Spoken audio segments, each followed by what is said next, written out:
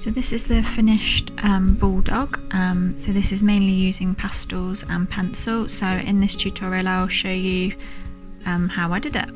So the materials I used were the Fontaine Pastelmat board in grey, Panpastels for the base layers, Faber Castell Pitt Pastels, Faber Castell Polychromos, Caran Dache Luminance, Panpastel soft tools, some cotton buds, a putty rubber, and I also use the glassine paper for protecting my work when I'm working on the pastel areas so it doesn't smudge. So I initially get my board and I use the Panpastel soft tool to put layers of Panpastel down onto the board. There you saw I just got a cutting of the board just to check the colour reference was right, because it's on grey,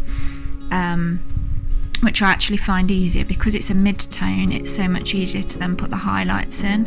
If you're working on a white paper, it's quite difficult to then get the highlights because you can't necessarily get it bright enough because the background's already white. So I prefer to use the grey or the brown that the Pastelmat comes in. So I initially start by putting mostly the darker kind of colours in. This bulldog didn't have a great deal of dark colours, so I'm kind of putting in the tan colours that make up his markings, and also kind of just adding in bits of highlights where I see necessary. The tool I'm using came with the set of Panpastels that I bought, which is basically like a little sponge applicator on a stick. When you're using the Pastelmat, you do get through the applicators quite quickly because it's quite a rough surface, so just bear that in mind, but they're relatively cheap. And the other thing you can use is kind of makeup sponges as well, which I sometimes do, and I also use cotton buds when I'm getting into the smaller details for blending. So here I'm kind of adding in the lighter colours now and blocking it all in. It makes it so much quicker using these rather than wearing down your pencils.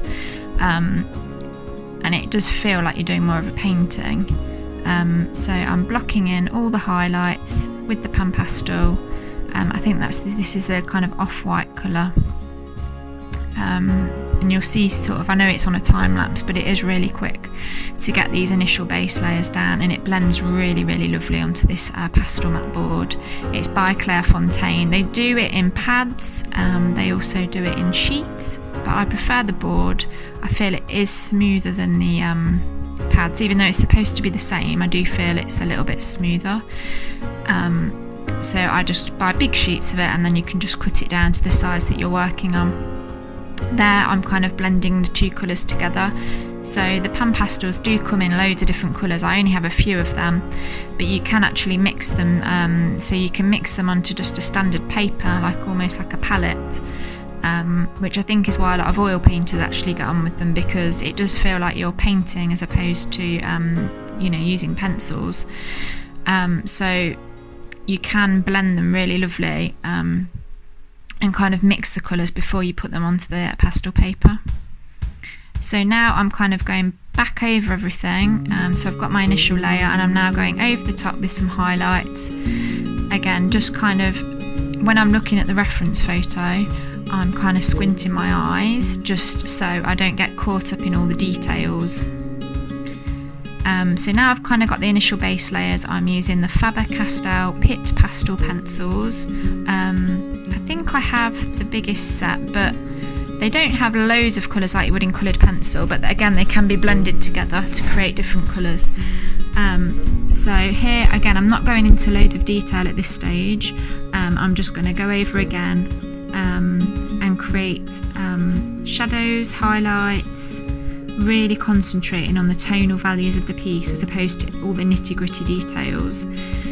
I think if your values are correct and your shading's correct, then it really helps to make the piece, then your eyes fill in a lot of the detail, so you don't necessarily need to put every single hair then in. Obviously you can if you want to, but this allows you to get a really kind of realistic portrait without spending so much time on each individual hair. So here I'm just kind of adding in the detail on his forehead. Obviously the sort of characteristic of the Bulldog is the kind of wrinkly skin, so I'm trying to get all the little wrinkles in here by creating shadows rather than drawing actual lines, which can look a little bit harsh. So it's kind of creating the shadows and the negative space and then kind of blending it in. Because this Bulldog is short fur, obviously this technique's quite good for blocking all the colour in and then kind of going over with the top colour of the hair and the highlighted details and drawing in the little individual hairs. But again, like I say, that would be the last sort of layer that I will do. So again, drawing all the wrinkles in, getting the shadows, and kind of just working my way from top to bottom, which is the way I prefer to do it with pastels, because otherwise you're going to end up smudging a lot of your work. So now I'm kind of getting the eyes in. With eyes, I always kind of do the outline first, so the black kind of tear-duct line, and then work my way inwards.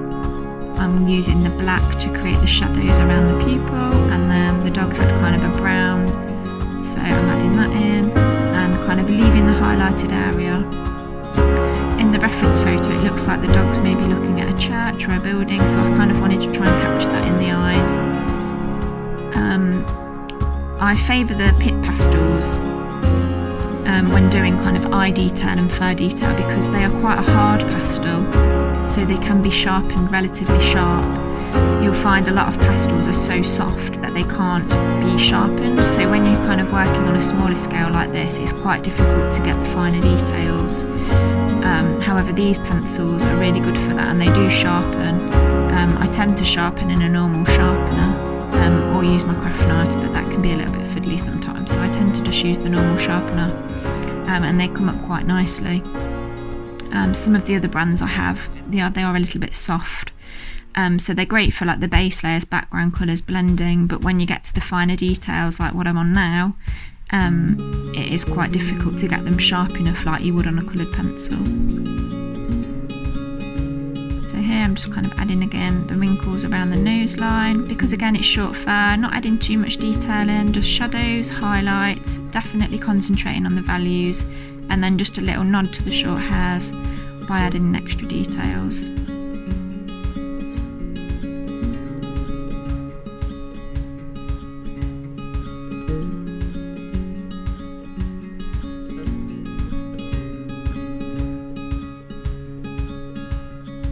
So on the nose area, obviously I already blocked in the main area with the Panpastels, and I'm now just going back over that with a darker pencil to kind of bring out the darker parts and adding the highlights in. I then want to emphasise the pink, so I've added a slight bit of pink. I did find a lot of the pinks in both my sets of Panpastels and Faber Castell are quite bright, so be really soft when using these, and then obviously use your white or cream over the top to just sort of take them back a little bit so they're not too bright, unless that's the style you want to go for. I think the most challenging part of this piece was the mouth. It's quite a drooly dog, so it had kind of a lot of skin and its tongue hanging out, but obviously that is a kind of big character part of the dog, so I need to make sure that was right. So now it's kind of the fine details, so as you'll see here I'm actually using a Polychromos Faber Castell pencil, which is a coloured pencil, not a pastel pencil, and I'm just drawing in each individual hair. Like I say, not each individual one, but just like the odd one, just to show that this is the short fur. And the way the light was on the reference photo, it was kind of above, so I'm making sure that all the highlights are in and following the direction of the fur. From the initial layers of pastel right through to the very final detail, always follow the direction of the fur. It really does help to improve the realism of your painting.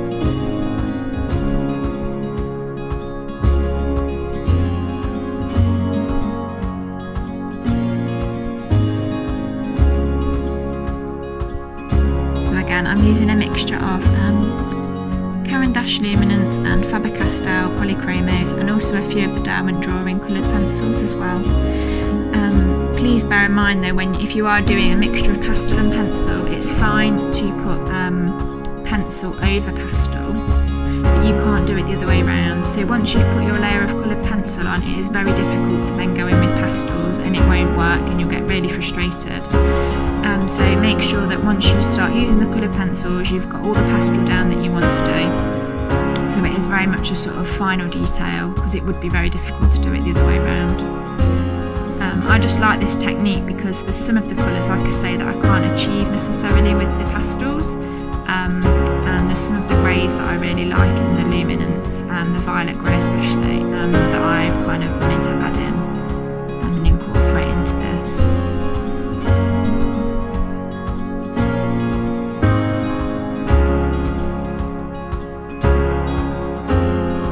I have got some of the BULLDOG videos coming up soon as well, because I seem to have had quite a few commissions of these recently. So I've got another double portrait coming up of a BULLDOG, which I will be able to post shortly onto YouTube, so please make sure to check that out.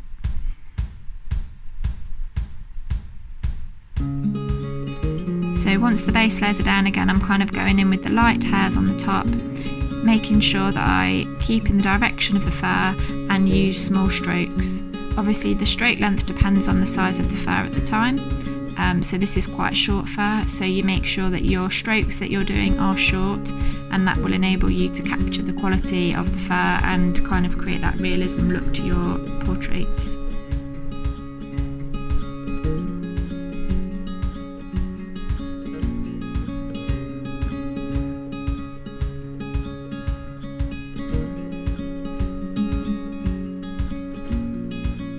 You'll see there I'm kind of using blue quite a bit. When there's kind of a lot of white on an animal, I think the blue really helps to pull it out, and it kind of makes the white look brighter. So I really like that blue in the Polychromos, so I kind of just use it very, very lightly, like so I'm just touching the paper, but it really helps to kind of make the white pop. So now I'm kind of working around the eye area and getting in all the little hair details.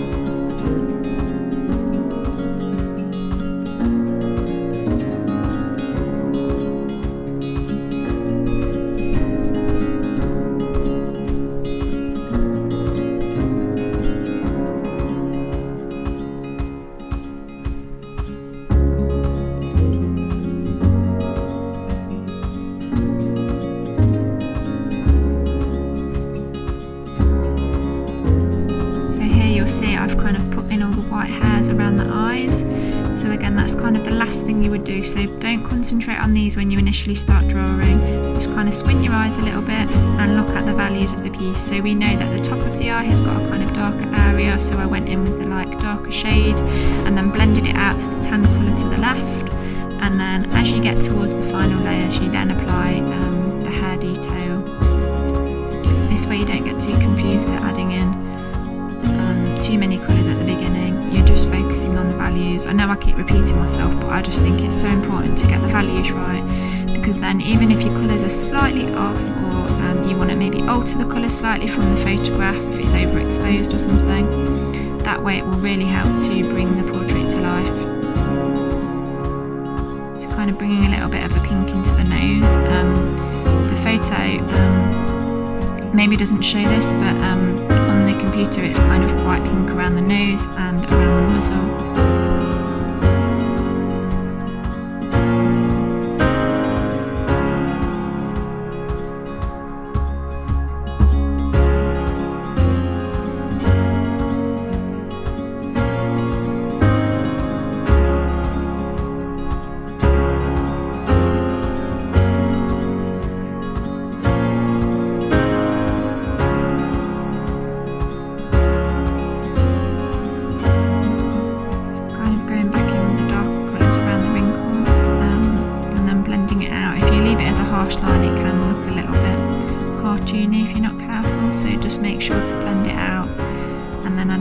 Details over the top to kind of soften it.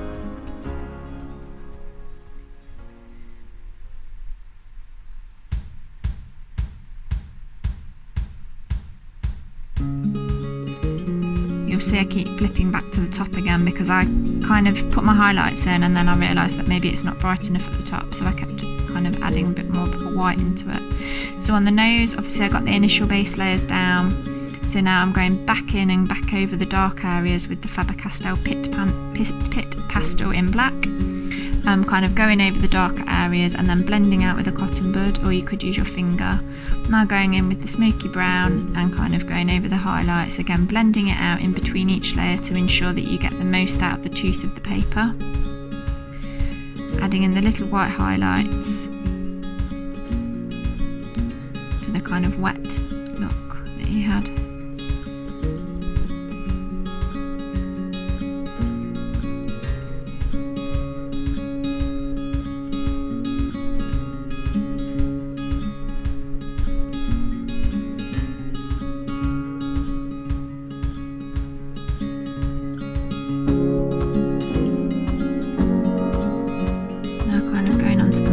Which I did find the most challenging part because it was quite hard to achieve the sort of fleshy mouth. Because when you sort of do animal portraiture, you're used to doing fur, so it was quite kind of fleshy and a lot of pinks, and a lot of the colours I didn't necessarily have in the palettes that I was using. So it was trying to find combinations that work. So off screen, which you won't see on here, I was kind of testing them on another scrap piece of paper just to make sure I was getting the right colours.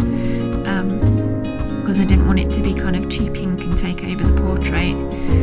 So mainly it was kind of using greys actually, greys and mauves and purples to kind of soften it up a bit.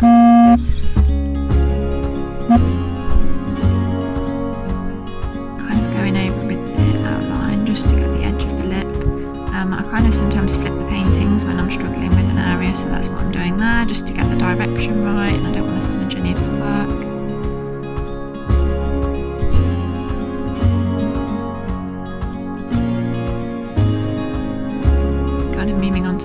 So the way you normally work in pastels is you kind of get the dark colours down first and you leave the highlights to the top, because it's very easy to put highlights over dark in pastel. Whereas if you're working in colour pencil, it's actually the other way around, so you want to get the highlights down first. So I always kind of go in with the darkest part and then always cross-check that back to the darkest part. So you might look at the nose and make sure, okay, is it the same darkness as the nose? Yes, so then you'd work to that level with the shading. So the tongue is kind of curled up at the front, so it was kind of creating the shadows to make sure it looks like that's what's happening.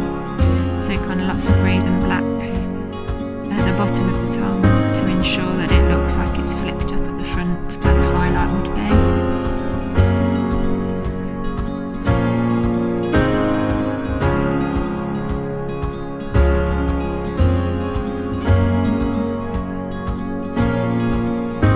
Once I know kind of that I've finished with the pastels, I'm actually going in with the Polychromos black, which you'll see on the screen now, because the mouth area was so defined in the black and it was such blunt lines that I found that was easier to use the coloured pencil, but you could use pastel if you prefer.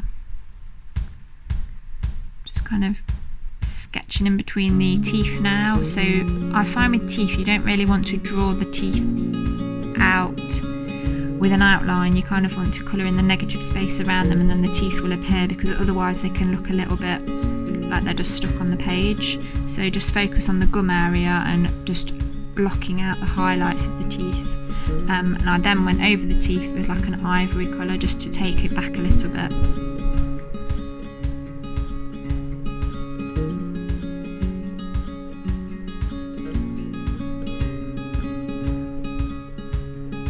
So nearly finishing up really, because the bottom of the dog is slightly out of focus, so you kind of want to create the focus onto the face. So it was quite soft areas now that I'm working on, just kind of catching the details of the hair on the feet, on the edges. But the actual hair detail themselves on the feet and the lower body I didn't focus on as much as I did on the face, because I wanted the focus to be on there.